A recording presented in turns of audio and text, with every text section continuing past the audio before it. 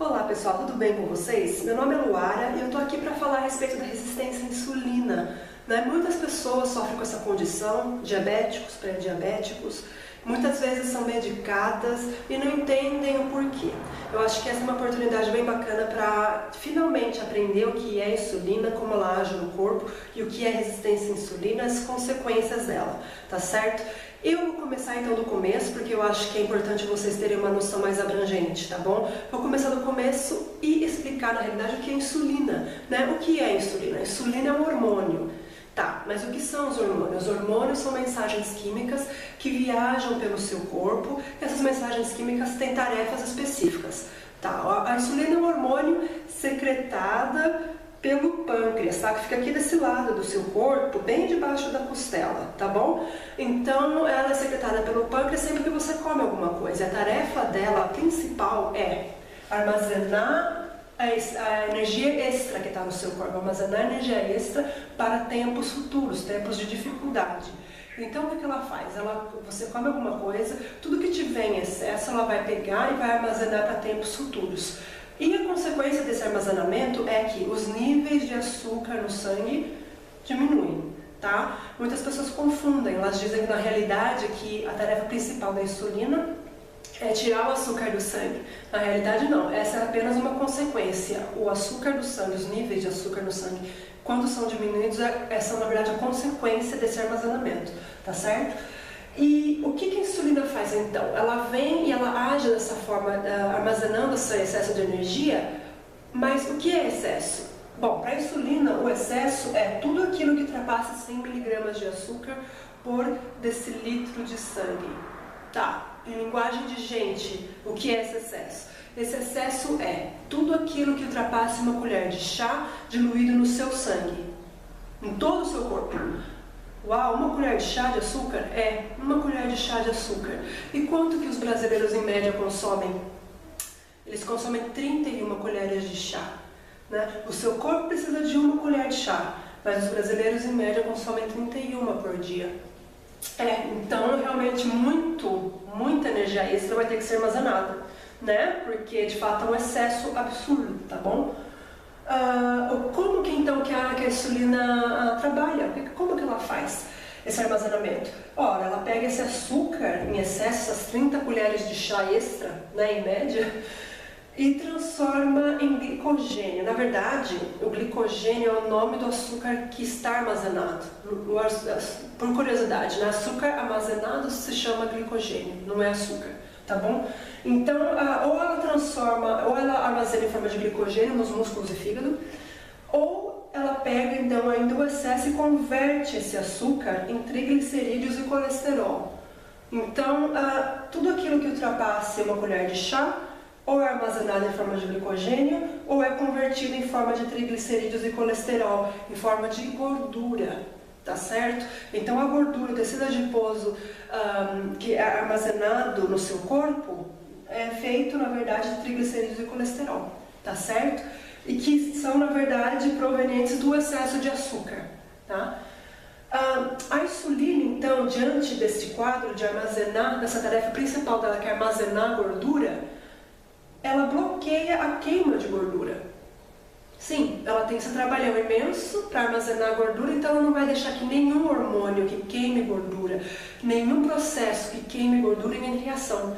Ela bloqueia tudo isso e, portanto, você não consegue, por exemplo, emagrecer na presença da insulina, porque a tarefa dela é, na verdade, de fazer armazenar gordura e não de fazer perder gordura, tá? Então ela é a manda-chuva, ela que liga e desliga o botãozinho de queimar e não queimar gordura, tá certo? Então essa é uma das tarefas também da insulina. Outra muito importante é a absorção de nutrientes, em geral. Vitaminas, minerais, proteínas, né, que são os aminoácidos aqui. Então ela é responsável por essa absorção. Quando a insulina está com os níveis desregulados no corpo, quando você está resistente a ela, obviamente que a absorção de minerais, vitaminas, nutrientes será prejudicada, tá? Então ela é responsável pela absorção de proteínas, de potássio, obviamente de todos os nutrientes, mas eu coloquei potássio e proteínas aqui porque é importante para eu depois salientar outros pontos mais para frente. Retenção de sódio. A insulina, ela faz com que você retenha sódio. Existe a tal da bomba sódio-potássio, não sei se vocês já ouviram falar. Existe essa bomba que, na verdade, ajuda o nosso corpo a funcionar também. De que forma? Conduzindo eletricidade. Não vou entrar em detalhes, mas a bomba sódio-potássio tem que funcionar bem no seu corpo, senão seus músculos, por exemplo, do coração, não contraem, não relaxam. Os músculos do corpo, obviamente, do intestino, ou seja, se a bomba sódio-potássio não estiver funcionando bem, aí você fica constipado. Você tem constipação e muitos problemas, tá certo? É comunicação da célula, é troca de fluidos, é regulada por essa bomba sódio-potássio que entra e que sai, tá certo? Então, se a retenção de sódio ocorre, o potássio ele fica em menor quantidade, então existe um desequilíbrio, tá? Mas eu vou explicar mais pra frente.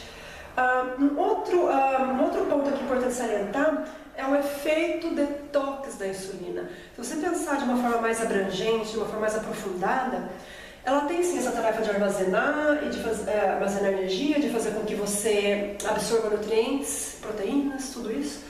Mas, numa visão mais ampla, mais avançada, o efeito, então, o efeito da insulina é o efeito detox.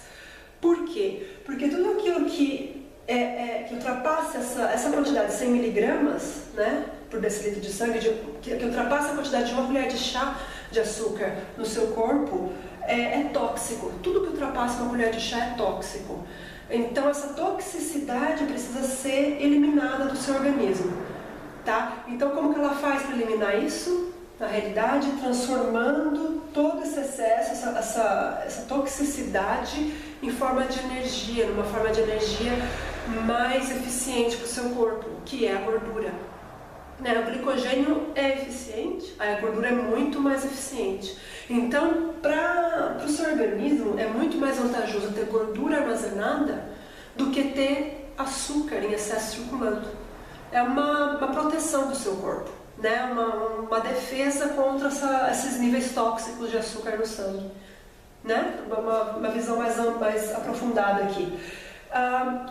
E obviamente que eu tenho outro mecanismo, inchaço também. O inchaço é uma forma de proteção, né? Porque muitas pessoas pensam que o sódio faz até líquido. Não, o que faz até líquido é a insulina, porque ela armazena o sódio, ela retém o sódio e faz você reter líquido, tá certo? Que é uma forma de proteção contra os efeitos tóxicos do açúcar, porque é uma tentativa meio que de diluir no seu sangue esse excesso de açúcar. Então, duas formas de proteção, através do inchaço e através do acúmulo de gorduras. Entende? Tá. E agora a gente entendeu mais ou menos aqui, espero que tenha ficado claro para vocês o que é e para que serve a insulina, como que ela age no corpo. Agora vamos entender o que estimula a insulina, estimula a produção dela. Comer. Comer estimula a produção da insulina. Tudo que você come, não importa se é uma folha de alface, se é um hambúrguer, se é o arroz e feijão, não importa. Sempre que você come, em todos os momentos você tem a produção da insulina, tá certo?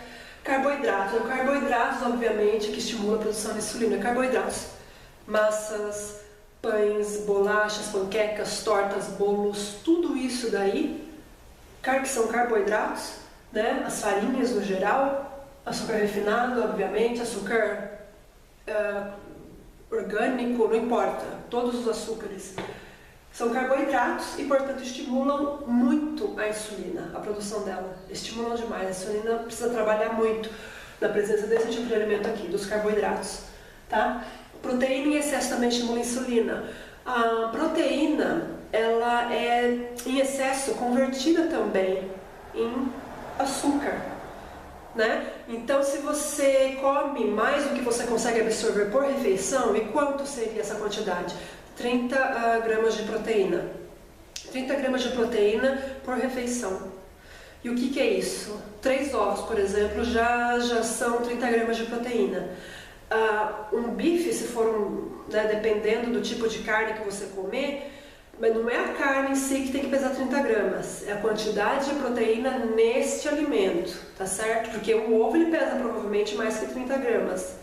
Né? Mas se você comer 3 ovos, somente a quantidade de proteínas nesses 3 ovos pesam 30 gramas, que é o que você consegue absorver por refeição, tá certo? Então você não pode confundir a quantidade do alimento em si com a quantidade de proteínas no alimento, tá? Então você consegue absorver 30 gramas de proteína por refeição. Mais do que isso, essa proteína é transformada em açúcar, tá certo? Glutamato monossódico, cuidado com restaurantes, cuidado com temperos prontos, cuidado com alimentos processados, cuidado com tudo isso aí que está no supermercado. Olhe se tem glutamato monossódico, é importantíssimo você verificar. É um veneno, né? É um veneno, de qualquer forma, você tem que fugir dele. E, obviamente, que estimula a insulina muito dramaticamente. Então, fuja do glutamato monossódico, mesmo os restaurantes que são de comida caseira, que a gente gosta, às vezes, e compra, muitas vezes eles usam esses temperos prontos. E, obviamente, que isso daqui vai prejudicar a sua saúde, né? Muitas vezes, para economizar tempo, eles pegam de colherar esses temperos que a gente nem sabe que tem dentro, né? Que tem glutamato monossódico, por exemplo, tá certo? Cortisol também é um hormônio do estresse, todo mundo sabe, né, que o cortisol está relacionado com o estresse. É um hormônio que também tem as suas tarefas, mas eu não vou entrar em detalhes aqui. De qualquer forma, o cortisol não é produzido pelo pâncreas como a insulina é produzida pelas glândulas adrenais, que ficam em cima dos rins, né? Você tem 2 rins e tem 2 glândulas adrenais, e o cortisol é produzido por essas glândulas, tá certo? Os níveis de cortisol no seu sangue, se você tiver com muito estresse acumulado, problema no trabalho, na família, pessoas estressantes vão fazer com que seus níveis de cortisol fiquem malucos no seu corpo, e isso vai estimular a insulina. Por quê? Porque o cortisol transforma proteína, ela tem capacidade de pegar os seus músculos, por exemplo, proteína, e transformar em açúcar. Ora, se esses músculos, né, são transformados, por exemplo, em açúcar, você perde a massa muscular, que vira açúcar, e obviamente açúcar estimula a insulina. Então o cortisol faz com que você perca massa muscular, faz com que você fique fraco, mais fraco. Pessoas que estão na academia, que estão malhando loucamente, não veem resultado muitas vezes, por quê? Entre vários pontos aqui, um deles você tem que observar, o cortisol. Né? Se você tiver com estresse acumulado, não adianta malhar. Por quê? Porque o cortisol lá em cima não te permite construir, não te permite fazer com que você tenha massa muscular forte. Entende? Ele vai, na verdade, ter um efeito catabólico, né? Não anabólico. Anabólico a gente já ouviu, né? Que faz crescer. Né? O cortisol tem efeito catabólico, de diminuir, de destruição, entende? Então é isso que ele causa. Então você perde massa muscular com o cortisol. Nicotina, obviamente, por 1000 razões não faz bem, mas estimula a insulina. Cafeína, café. Se você gosta de café, chás que contém cafeína, enfim, essas substâncias estimulantes no geral, não só a cafeína, né? Tem que tomar cuidado então com o excesso. Uma xícara na manhã, tudo bem, não vai ter muito problema. Mas muito mais que isso, você tem hábito de tomar várias vezes por dia. Cuidado, por quê? Porque a cafeína vai acabar com suas glândulas adrenais. Isso vai te causar estresse, que obviamente vai estimular a insulina, né? Nesse ponto que a gente já comentou aqui. Então, cafeína vai acabar com suas glândulas adrenais. Vai produzir estresse, cortisol, que vai influenciar na insulina. Se você toma algum medicamento para colesterol, para baixar os níveis de colesterol, também fique atento, porque isso estimula a insulina. Existe estudo que mostra que quem consome esse tipo de medicamento, que quem precisa tomar esse tipo de medicamento, pode sim desenvolver, por exemplo, diabetes, só por tomar medicamento para diminuir o colesterol, tá? Por quê? Porque ela influencia esse medicamento aqui, causa um estresse nas suas glândulas adrenais, que por sua vez faz com que você libere cortisol, que por sua vez influencia nos níveis de insulina, tá? Então, cuidado com essa coisa de diminuir os níveis de colesterol, esse é um efeito colateral, tá? Consequências, vamos entender quais são as consequências disso. Ora, você entendeu por enquanto então o que é insulina, certo? Mas quando a insulina não está funcionando bem no seu corpo, quando você é resistente a ela, Quais são as consequências? Bom, primeiramente, por que você se torna resistente a ela? Você se torna resistente à insulina porque você estimulou demais a produção da insulina no seu corpo, comendo muito carboidrato, proteína em excesso, glutamato monossódico, muito estresse. A insulina foi muito estimulada, o seu pâncreas teve que trabalhar demais.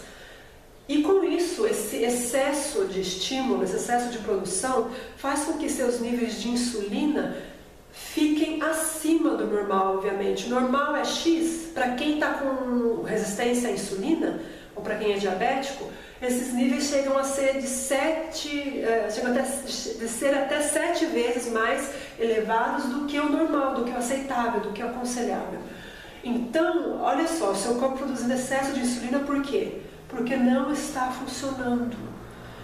Quanto mais o seu corpo precisa ter que lidar com essa situação aqui, mais insulina ele precisa produzir, o seu pâncreas precisa produzir para dar conta. E então o efeito da insulina vai cada vez mais diminuindo, ela vai perdendo a força. Então os níveis estão lá em cima, mas esses níveis ainda assim não dão conta de melhorar essa situação, de melhorar esse quadro. Então o que acontece? Você tem um excesso de insulina, mas é como se você não tivesse nenhuma. Basicamente isso. Esse excesso não funciona. Existe uma quebra na comunicação interna do seu corpo, né? O pâncreas secreta insulina, as células que têm os receptores, né? Todas as células do seu corpo têm os receptores para insulina, percebe que tem esse hormônio em excesso no sangue e começa a bloquear a interação com esse hormônio. Começam a ignorar a comunicação desse hormônio. Então a comunicação falha, não se estabelece. E aí mais insulina precisa ser secretada e isso piora ainda mais o quadro. Então você resiste à insulina. Mas o problema é que você não resiste apenas à insulina. Porque você pensa, tá, resisto à insulina, mas e daí? E daí que você não consegue absorver nutrientes, você não consegue absorver aminoácidos, você não consegue absorver energia, você não consegue absorver potássio, você não consegue absorver vitaminas, não consegue absorver, né, o açúcar, que é energia, enfim. A sua célula, a célula de uma pessoa resistente à insulina, tem essa aparência vazia. Por quê? Porque os receptores nela começam a bloquear. Perceba que tem um excesso de comunicação. É como se você tentasse conversar com alguém que está te ignorando. Você está tentando falar com seu filho, com seu parceiro, parceira, está tentando falar com algum colega de trabalho, essa pessoa te ignora. E isso te deixa nervoso, isso te deixa nervosa e você aumenta o volume da comunicação. Exatamente o que está acontecendo aqui. Você aumenta o volume da comunicação, mas a outra pessoa continua te ignorando. E te ignora cada vez mais. Não adianta você espernear. A comunicação não se estabelece. Então, o que acontece? Nessa quebra de comunicação, os receptores começam a ignorar a insulina está lá gritando no seu organismo, gritando, tentando estabelecer a comunicação. Chama mais insulina e nada. O que acontece, então? Você não absorve tudo que você precisa para funcionar. Tudo que você precisa para fazer com que seu corpo seja saudável, você não consegue absorver, porque existe essa comunicação quebrada. Então a célula resistente à insulina tem essa aparência. Uma célula normal tem essa aparência, cheia de nutrientes, cheia de energia, né? Funcionando normalmente, tá certo? E o que isso causa? O que você sente quando você é resistente à insulina, né? Ora, você sente fadiga, exaustão, você fica muito cansada, você fica sonolenta após as refeições, né? Se você não sabe se você tem resistência à insulina, provavelmente você tem. Por quê? Porque eu já te falei aqui que o brasileiro consome em média 31 colheres de chá por dia, né? Não apenas as pessoas obesas, mesmo as pessoas magras. Eu também, obviamente, tive problema com resistência à insulina, tive sérias complicações de metabolismo, concentração, enfim. Obviamente que estou resolvendo isso aos poucos, na verdade já estou bem melhor.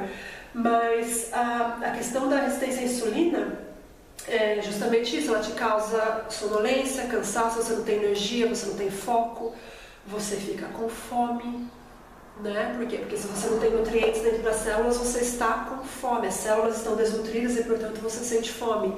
Muito mais vezes por dia, você sente vontade do quê? De comer doce. Não, você não tem energia, você precisa daquele açúcar agora, para ter energia, então por isso que você tem vontade de comer doce. pães, muitas vezes, porque você precisa daquele açúcar rápido, tá certo? Outros sintomas também, que obviamente é importante citar, formigamento nas mãos, eu tive muito formigamento nas mãos, por exemplo,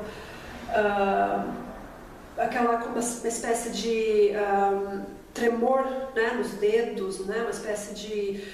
os nervos ficam inquietos, isso está relacionado com a resistência à insulina, né, presta atenção nisso, constipação, tá certo?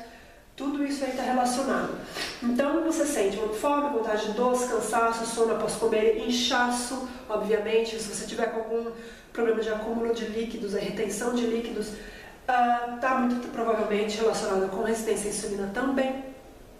Flacidez, por quê? Porque você não absorve proteína, colágeno, proteína. Então sua pele fica mais flácida, seus músculos ficam enfraquecidos, tá certo? Você perde tônus muscular, tá?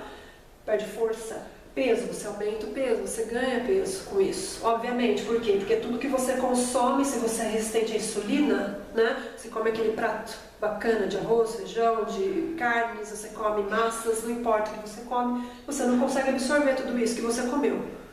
Por quê? Porque a célula está resistente. E aí o que acontece? Você não absorvendo isso, tudo que você comeu fica na corrente sanguínea. Ficando na corrente sanguínea, a insulina é obrigada a armazenar isso daqui em forma de gordura. Então você ganha peso, tá certo? Envelhecimento precoce. Por quê? Porque pele, puro colágeno, né? Você precisa de tudo isso, dessas proteínas para fazer com que você se mantenha jovem. Então você envelhece muito rápido. E o excesso de açúcar, obviamente, causa envelhecimento também, porque é por causa das manchas, né? Excesso de açúcar faz com que você tenha a pele mais cansada, com manchas e tudo mais, tá certo? Inflamações diversas no corpo. Isso é tudo causado pela resistência à insulina, tá? Obviamente que se você ainda não está diagnosticado com diabetes, mas se você perceber que você tem alguns desses sintomas, e que você come muito carboidrato, mesmo não tendo problema com obesidade, tá? Porque uma coisa não necessariamente está ligada com a outra. Eu não tive problema de obesidade, por exemplo, no meu caso, tive uma série de outros problemas, né? Mas eu também era resistente à insulina, tá certo? Era uma pré-diabética, tá? Então procure não associar a obesidade necessariamente com a resistência à insulina, porque pessoas que não têm problema de peso também podem ter resistência à insulina. E se você percebeu que tem alguns desses sintomas aí, mas quer ter certeza, de fato, se você é ou não resistente à insulina, você tem que fazer, na verdade, um exame específico para isso. O exame de sangue não acusa a resistência à insulina, tá? O exame de sangue comum que a gente faz. Ele é muito superficial, tá certo? Então você precisa falar com o médico e pedir para testar se você é resistente à insulina, tá? Aí ele vai fazer um teste e provavelmente vai dizer que você é, e que seus níveis de insulina estão 5, 7, 10 vezes mais elevados do que deveria estar, tá bom? Então você pode ter essa opção. E por que é importante então falar da resistência à insulina, entendendo agora todo esse quadro aqui, né, de consequências e como ela atua, o que estimula, o que não estimula? Bom, por quê? A gente tem que, infelizmente, os médicos não enfatizam com mais energia o problema da resistência à insulina. Muitas vezes as pessoas, os diabéticos, os pré-diabéticos, eles até recebem alguma medicação, enfim, mas eles não têm a noção de que isso daqui tem consequências mais graves. Por quê? Porque quando a gente vai nos médicos, a gente, né, faz uma consulta, geralmente nós somos encaminhados, né? Você vai no médico tal, que te encaminha para outro médico, que te encaminha para outro médico e depois para outro médico. Cada um é um especialista e você tem às vezes a sensação de que os problemas que estão acontecendo no seu corpo não estão ligados, que eles não têm uma causa às vezes única, que o efeito em cascata não existe. O que eu quero dizer com isso é que o corpo é um só. Então, quando você visita vários especialistas, você não consegue montar o quebra-cabeças. Então, quando os médicos não enfatizam, por exemplo, as consequências da resistência à insulina, as consequências da diabetes e outras questões começam a acontecer, outras questões de saúde, né, começam a acontecer no seu corpo, você provavelmente não consegue ligar com a resistência à insulina, você não consegue montar o quebra-cabeças, entender que isso daqui é a causa de muitas coisas e que é importante sim cuidar disso daqui. Por exemplo, uma pessoa que é diabética, né, e que não foi orientada para mudar a dieta dela, apenas é medicada, né, e a dieta dela não foi alterada da forma como deveria, ela não recebeu a orientação que deveria ter recebido. Bom, esse quadro de resistência à insulina, ele não vai parar só na diabetes. Outras coisas vão acontecer. Quais são essas outras coisas? Insuficiências cardíaca, renal, hepática. Isso acontece. Você pensa que não, putz, você tem problema de coração agora. Não, na verdade você tem problema com a insulina que causou problema coração, ou renal, ou hepático. Entende? Essa é a causa, né? Você tem impotência, sofre impotência, homens, tomem cuidado, né? A impotência também pode ser causada por essa resistência à insulina aqui. Retinopatia. Vocês sabem muito bem que diabéticos, pessoas resistentes à insulina, têm problemas com a visão, podem inclusive ter cegueira, né? A síndrome do ovários policísticos. Se você tem ovários policísticos, você é necessariamente resistente à insulina. Tá certo? Arteriosclerose, candidíase, né? Cicatrização deficiente. Se você tem problemas de cicatrização, olha lá, a resistência à insulina também pode culminar nisso daqui. Derrame, quem não cuida da diabetes na alimentação corretamente, tem mais chances de ter derrames. Colesterol lá em cima, triglicerídeos lá em cima. Neuropatia periférica, que vocês já ouviram falar na questão dos diabéticos também, né? Que eles correm o risco de perder, por exemplo, os pés, né? Os dedos, porque a circulação fica prejudicada ali, tá? Então os nervos simplesmente deixam de funcionar, vamos colocar assim. Então, muitas vezes é necessário, inclusive, uma amputação. Aí, quando um especialista não fala para você que tem esse risco, que você precisa urgentemente mudar a sua alimentação, urgentemente evitar determinadas coisas e se policiar, né, quando você não tem a informação correta, muitas coisas acontecem. O efeito cascata, o efeito dominó, tá certo? A bola de neve continua rolando e você pensa, poxa, eu nasci com falta de sorte, é genético. Não necessariamente, dá pra parar isso aqui, né? Se você tiver uma alimentação adequada, dá pra parar sim. Por mais que muitos digam que não é possível, não é verdade, dá pra parar, tá bom? Não é só genética, não é só uma questão de falta de sorte, pessoal. Dá sim pra ter uma qualidade de vida bacana, se tiver a orientação correta pra mudar a dieta. Tá bom? E prestar atenção nesses fatores aqui, o que estimula a insulina.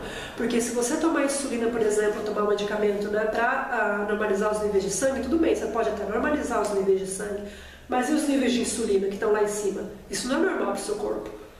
Tá? Isso é extremamente perigoso para o seu corpo. Causa tudo isso aqui. E muitas outras coisas, né? Eu coloquei algumas. Tá bom? Então tem que ficar muito atento. Bom, esse daqui é o quadro que eu queria explicar para vocês. Eu vou falar agora, então, daqui a 2 minutinhos eu vou pagar aqui, mudar o quadro. O que você pode fazer para melhorar a sua sensibilização à insulina, a sua sensibilidade à insulina. Sensibilização é a palavra errada. Sensibilidade à insulina, para você fazer com que tenha mais qualidade de vida e melhore esse quadro, caso você seja resistente a ela ou tenha diabetes. Tá bom? Então eu já volto.